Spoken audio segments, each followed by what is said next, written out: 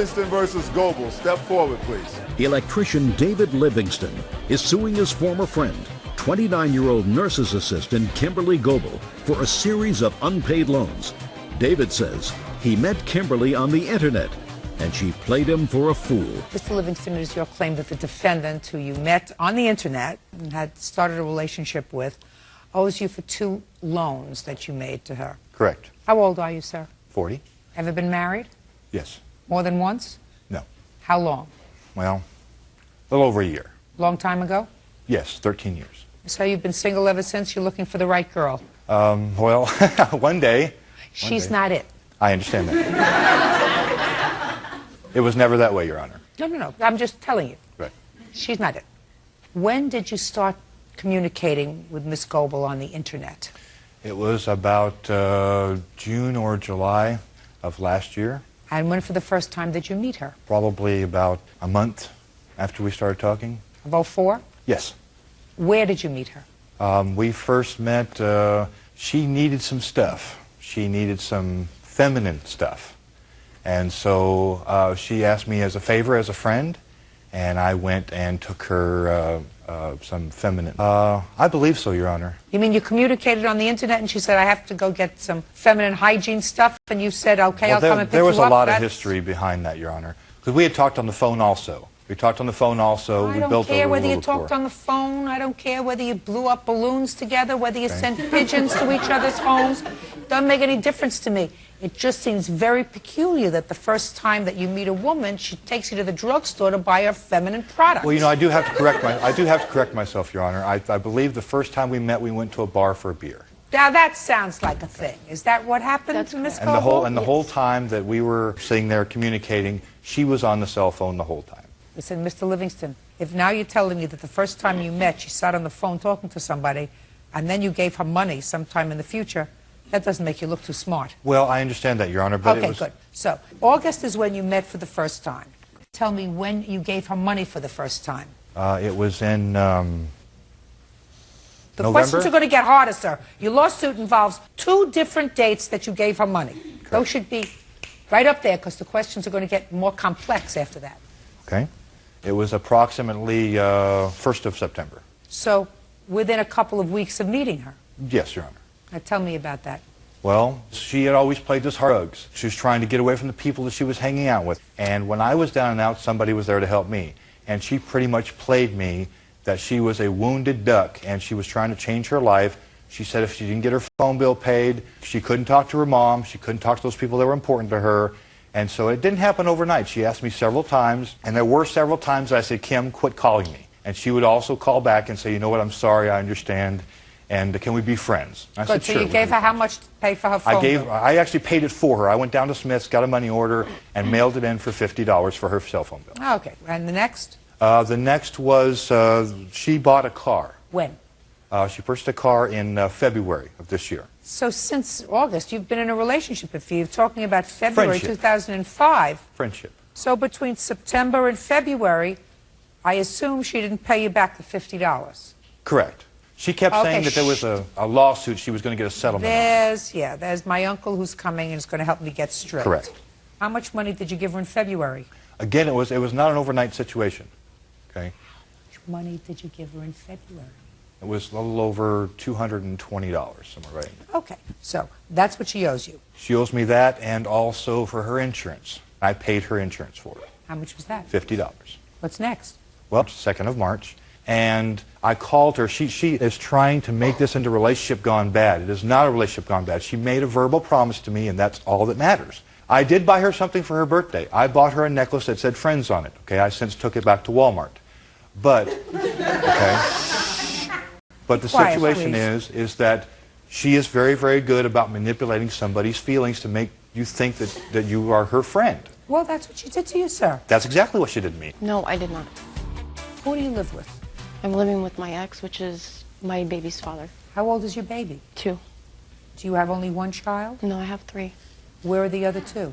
They're living with me. Did you ever go out with Mr. Livingston and your 3 children? Well, he came over to my son's birthday party. And when did the father of your youngest child come back into the picture? Well, I was living with him at the time, and he was my friend, and he came over to the birthday party. So you were living with your boyfriend. Well, he's my ex. I've been separated for like a year and a half. Did you know that he was living there, Mr. Livingston? Yes, I did. Did you know who he was? Yes, I did. And what I asked her is, I said, I have never in my life heard a situation to where a girlfriend and boyfriend break up and they're living together. Why is he living there, Kim? She says, because if I don't let him live there, he is not going to let me see my child.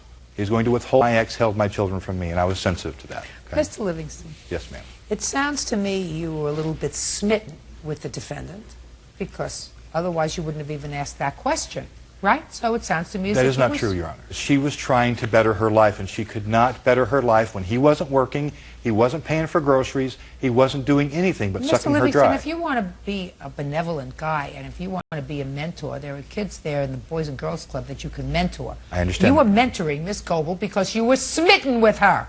No, ma'am, that's not true. Yeah, well, I don't believe that for a second. I don't believe that for a second, sir. I also got a call from her ex, and he basically said, what kind of trouble do you want with me? Your business. If you call here again, I'm going to file suit on you. He called right back, and he said, the disciples are going to be after you. Mr. Okay? Livingston, So, all very interesting, sir. thank you, Your Honor. Fascinating. Can I see the card that you are dying to show me, Bird? Would you get that card for me, please? Sure.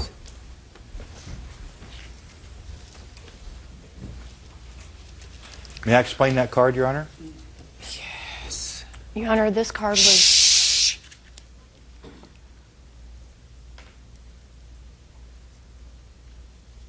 Yes, now you can explain this love card. Thank you, Your Honor.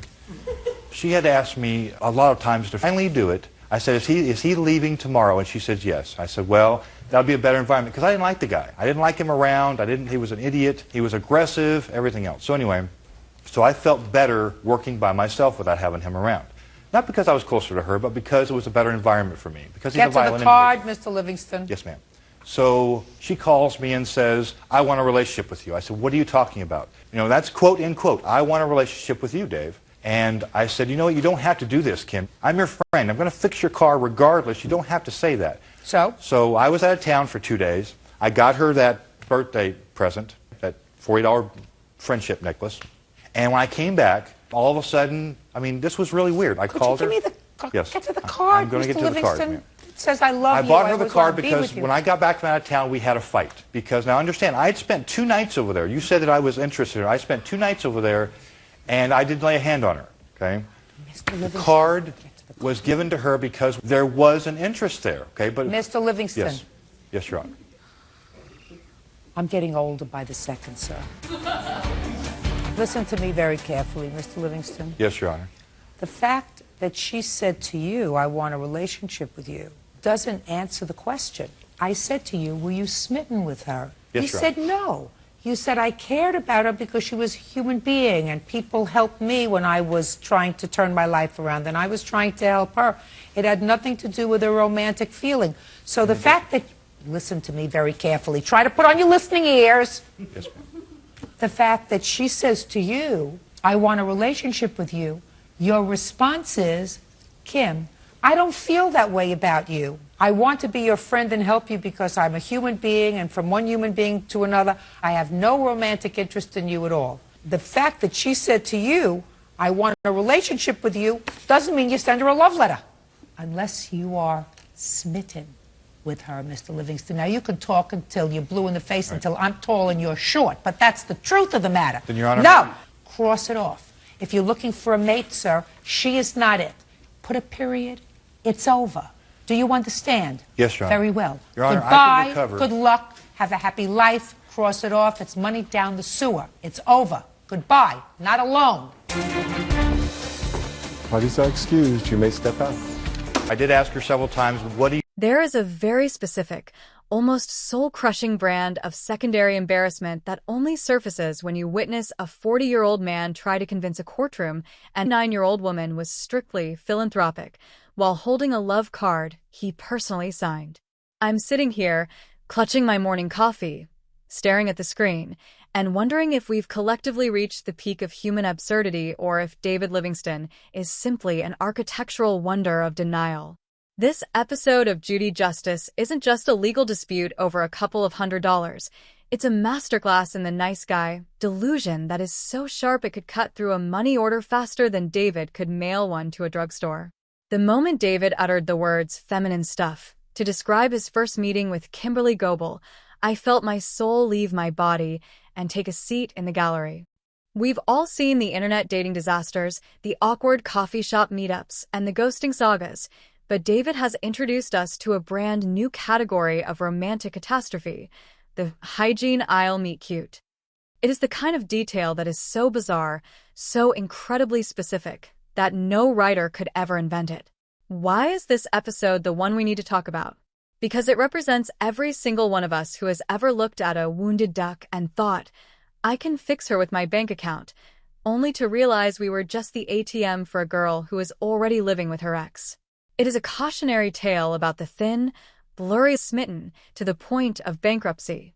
David stands there, an electrician who probably knows how to wire a house perfectly but can't seem to find the live wire in his own social life, while Kimberly plays the role of the silent observer who somehow managed to get her phone bill, car insurance, and a car paid for without ever having to acknowledge him as anything more than a friend.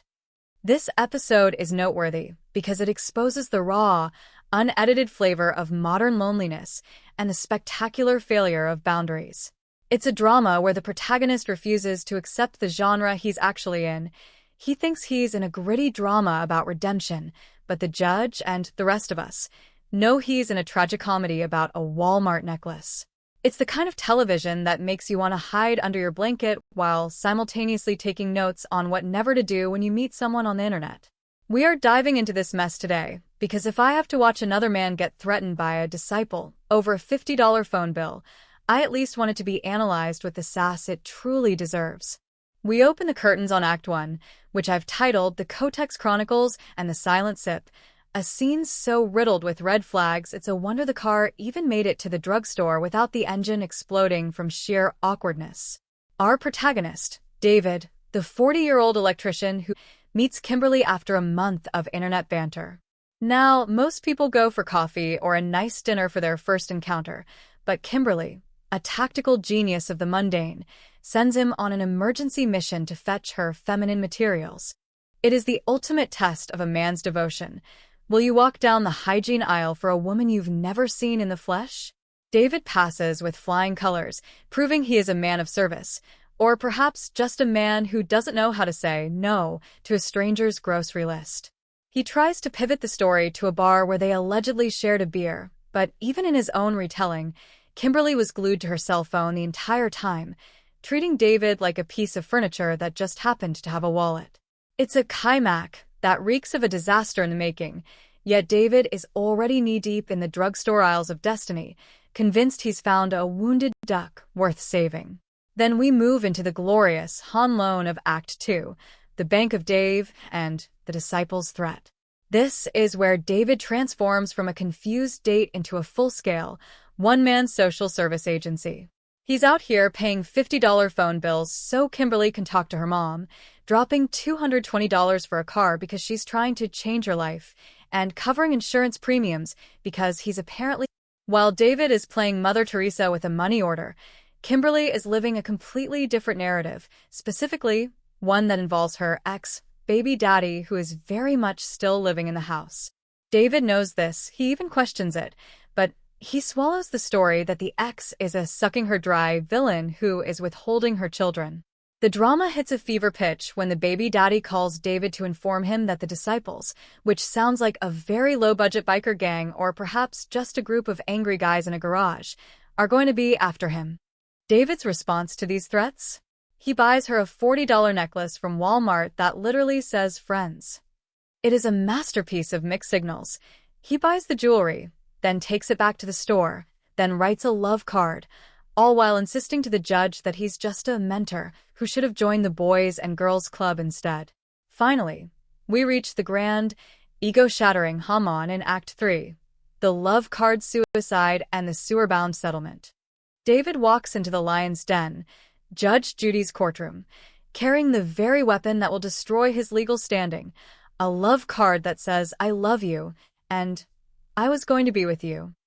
He tries to perform a verbal gymnastics routine of Olympic proportions, explaining that he only wrote the house without laying a hand on her. It is the classic nice guy defense that falls completely flat under the weight of judicial gravity. Judge Judy, who has developed a sixth sense for romantic nonsense over 40 years on the bench, tells him to put on his listening ears and stop lying to himself.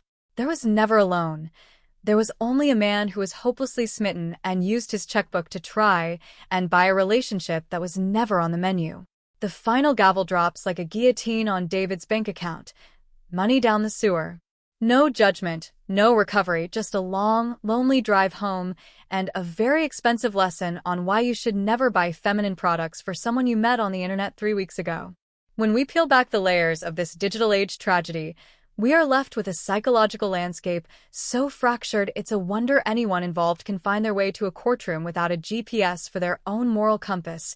And honey, we have to start with our protagonist, David Livingston, the 40-year-old electrician who is a walking, breathing blueprint for the nice guy savior complex. David is a fascinating specimen of romantic stagnation. He's been single for 13 years, a length of time that suggests he hasn't just been looking for the right girl, but rather that he's been living in a self-imposed exile from reality, waiting for a partner. He wants a rescue mission. You can see it in his posture. The earnest, slightly desperate tilt of a man who thinks that if he pays enough phone bills, the universe will finally grant him a romantic happily ever after. He's a savior who is hopelessly, pathetically smitten, yet he clings to the word mentor like a life raft in a sea of his own making. The sheer, unadulterated VO energy David brings to the stand is breathtaking. He genuinely believes that taking a woman to the drugstore for feminine hygiene products on a first date is a favor between friends, rather than a glaring indicator that he is being tested for his level of financial submissiveness.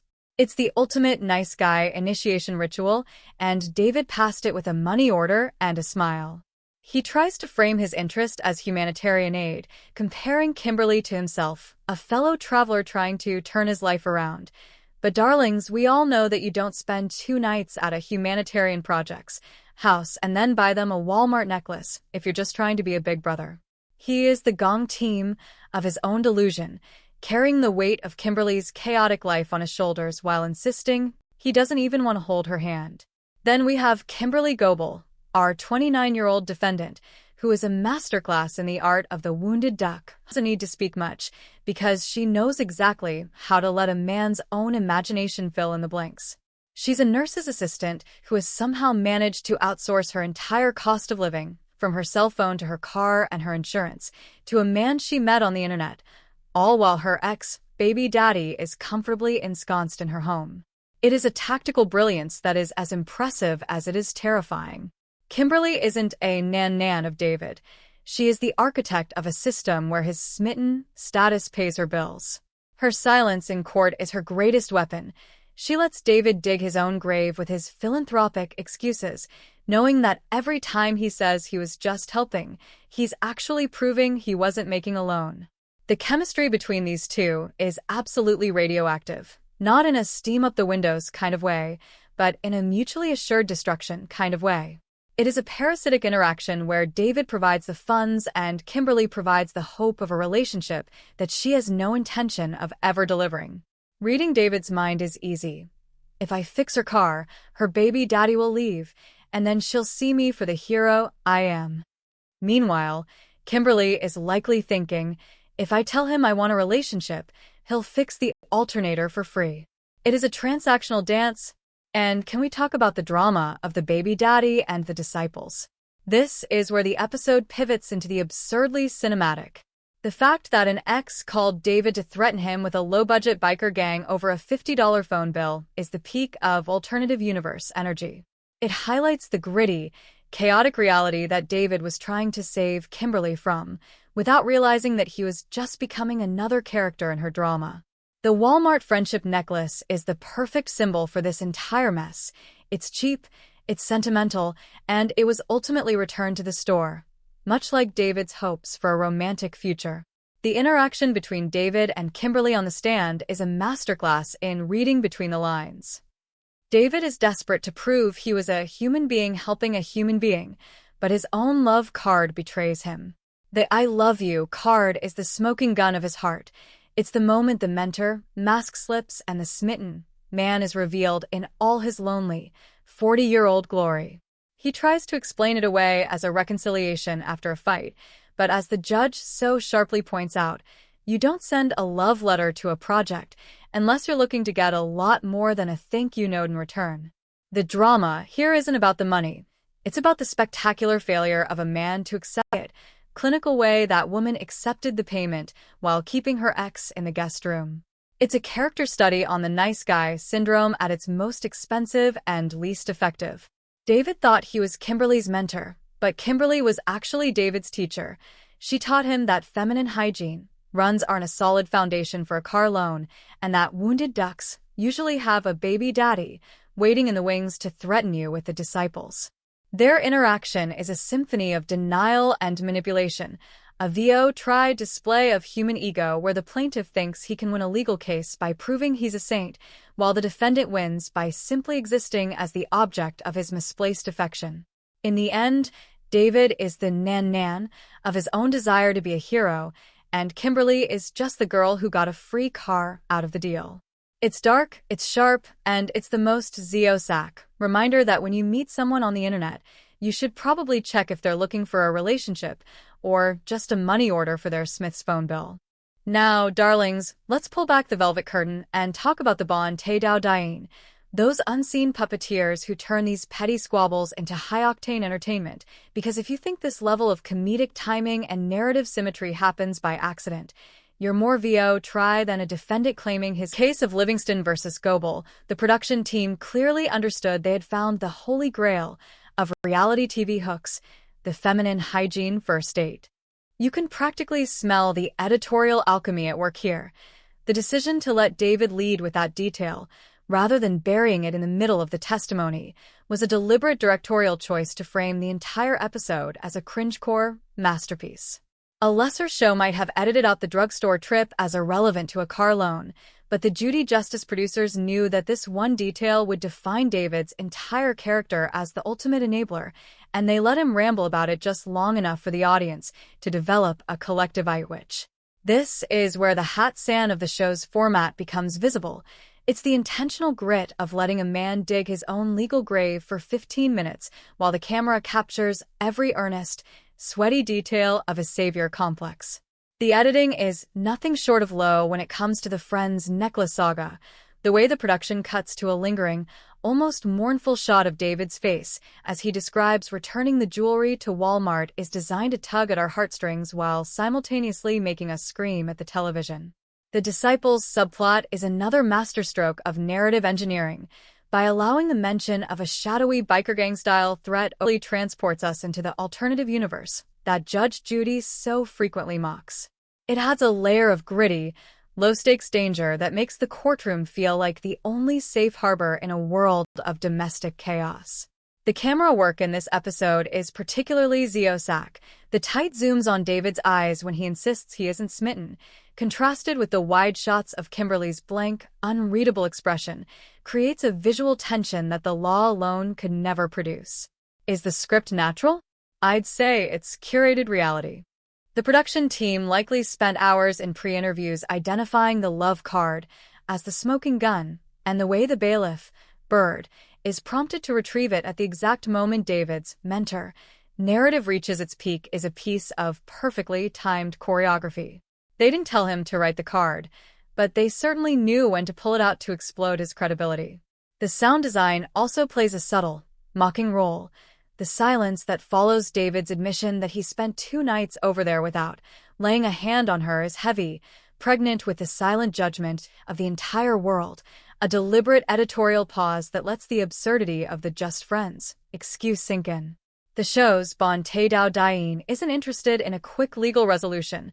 They want to perform a sense. Even the inclusion of the Boys and Girls Club comment from the judge feels like a pre-planned thematic landing spot, pivoting the episode from a debt dispute into a moral fable about where a grown man should actually put his benevolence. The low factors, the card, the necklace, the disciples, are all highlighted to ensure that we don't just watch a trial, but experience a total collapse of a man's dignity. The director understands that the drama isn't in the $300, it's in the $3,000 worth of ego that David is losing in real time. By the time we get to the final judgment, the production has successfully transformed a boring money dispute into a definitive character study of a nice guy in the wild, edited with a very sharp and very Zio-sac pair of scissors to ensure that every awkward silence and every drugstore detail hits exactly where it hurts the most. As we finally exit this alternative universe and head back to the reality where we hopefully don't buy feminine products for people we've never met, we have to grapple with the profound, slightly pathetic cultural lesson buried under the ruins of David's bank account. This episode isn't just a story about a bad loan. It is a clinical diagnosis of the savior industrial complex that plagues the modern dating world, specifically for the nice guys. We are living in a time where digital loneliness is so pervasive that a 40-year-old man will mistake a trip to the drugstore for a foundation of a future, and that, darlings, is a tragedy of epic proportions. The cultural trend here is the fixer mentality, the desperate, misguided belief that if you find someone broken enough, wounded enough, or drug-addicted enough, your financial intervention will act as a magic wand that transforms you into a hero and them into a loyal partner. But as Judge Judy so brutally pointed out, the Boys and Girls Club is for mentoring. Adult relationships require mutual respect, not a series of money orders sent to Smiths. The lesson for the givers and the fixers of 2026 is simple, yet devastatingly hard for some to swallow. You cannot buy a seat at the table of someone's heart, especially when that table is already occupied by an aggressive baby daddy and a shadowy group of disciples. David's journey is a cautionary tale about the high cost of low boundaries. It reminds us that when you lead with your wallet instead of your self-respect, you aren't building a relationship, you're just funding a lifestyle for someone who views you as a utility rather than a human being. We see this play out across social media every day, people pouring emotional and financial labor while secretly nursing a hope that the "I love you" card will eventually be reciprocated. The real try moment is the realization that David thought spending 2 nights on a sofa without laying a hand on her earned him a legal right to his money back, failing to see that his chivalry was actually just the final payment on a very expensive delusionship. This case is a mirror held up to our collective desperation for connection, showing how easily we can weaponize our own sensitivities to justify staying in toxic environments. The takeaway for the younger generation, the ones navigating the murky waters of internet friendships and wounded duck narratives, is to recognize that a verbal promise from someone who is currently being sucked dry by an ex is worth exactly as much as that returned Walmart necklace. If you have to ask, is he leaving tomorrow? Before you can work on a car, you are a friend. You're a pawn in a domestic chess match where you're the only one losing pieces. David's money down the sewer is the tuition fee for the most important class he'll ever take. Boundaries 101. It's a sharp, stinging, and incredibly Zio-sac reminder that while being a benevolent guy is a noble trait, being a benevolent doormat is just a recipe for a $300 loss and a public shaming on national television. So, necklaces at the store, and for heaven's sake, if the first date involves the hygiene aisle, just keep on driving. The court is adjourned, the disciples have been dismissed, and David is left with nothing but the silence of his 13-year streak and a very loud lesson on the physics of the questionable heart.